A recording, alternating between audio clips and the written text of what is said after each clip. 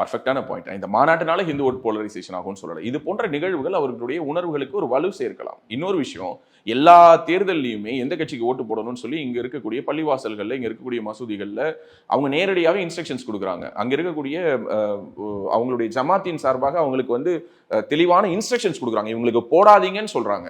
இன்னைக்கு எந்த கோவில்ல வந்து எந்த ஒரு பிரச்சாரகர் வந்து உட்கார்ந்து, அல்லது இங்க வந்து இது பெங்களூர் மாதிரியான அல்லது கர்நாடகாவில் இருக்கிற மாதிரியான மட்டு கல்ச்சர் கிடையாது. அங்க வந்து ஒவ்வொரு மடங்கள் இருக்கும். அந்த மடங்கள் தீர்மானிக்கும். ஓகே, அந்த மடங்கள் மூலமா இன்ஸ்ட்ரக்ஷன்ஸ் பாஸ் ஆன் பண்ணுவாங்க. இங்க அப்படி கிடையாது.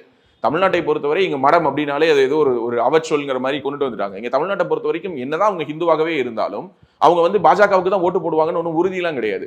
நிறைய ஹிந்துக்கள் ஓட்டு போட்டு தான் திமுக ஜெயிக்குது. ஓகே, அதை திமுகவே ரொம்ப பெருமையா சொல்லிக்குது, எங்க கட்சியிலேயே 90% ஹிந்துக்கள் தான் அப்படின்னு சொல்லிட்டு.